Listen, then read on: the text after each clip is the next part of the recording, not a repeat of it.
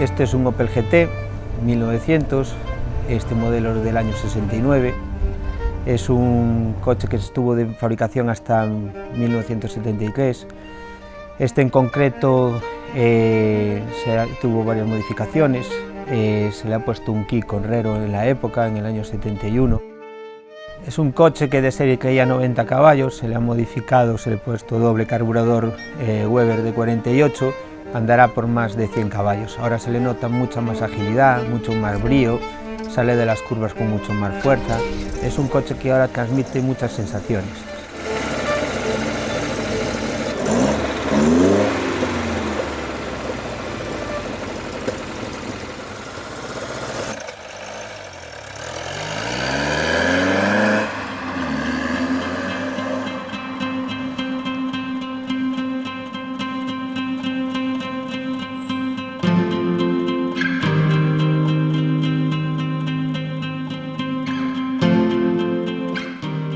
La primera vez que vi un Opel GT fue precisamente esta unidad.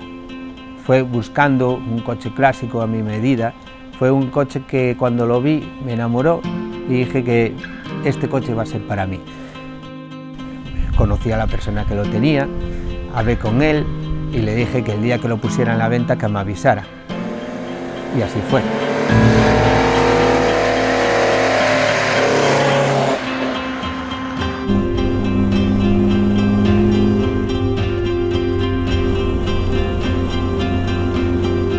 Muy parco en temas de ESCAS, no tiene aire acondicionado, no tiene elevalunas eléctrico, no tiene maletero, pero es para lo que es un vehículo que se creó para dar una vuelta, para disfrutar, es un vehículo biplaza, un vehículo que no tiene cierre centralizado, no tiene dirección asistida, pero eso es lo que digo, es para disfrutar y coger las curvas y hacerlas de arriba para abajo.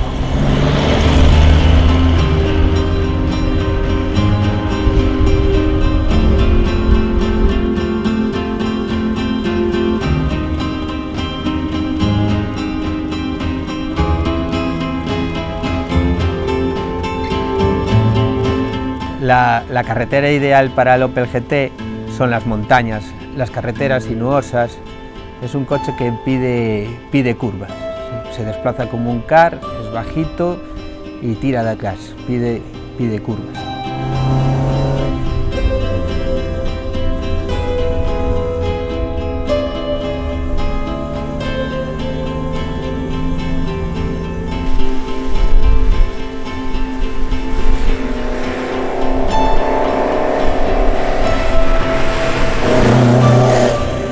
Tiene varias particularidades, ¿no? La posición de la palanca de cambios en punto muerto está tirada para la derecha.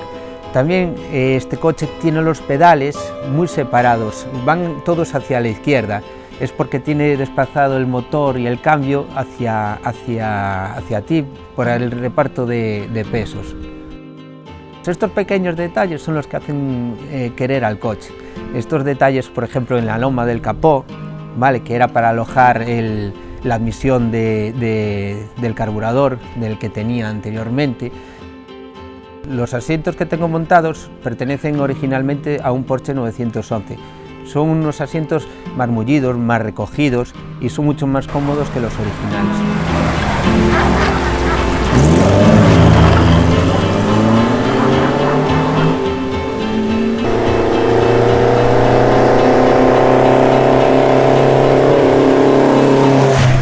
Si os fijáis, cuando voy conduciendo este coche, veis cómo tiene unas protuberancias, las aletas de las ruedas, el alojamiento de las ruedas es bastante grande, lo hace bastante bonito. Yo cuando voy conduciendo me voy fijando en esos detalles, son los que hacen verdaderamente bonito al coche.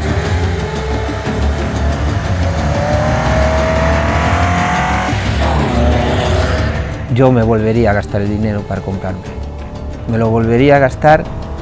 Y es más, podría tener otro modelo igual a este. Cuando conduzco este coche y estoy dando unas curvas, acelero, ese bramido del motor, esa sensación como un car, que tiene una dirección bastante directa, Esa sensación me gusta mucho, te arranca una sonrisa. Cuando sales del coche, cierras el coche y dices, a ver si llega el fin de semana que viene y lo vuelvo a conducir. Esas sensaciones son las que me dan bastante alegría.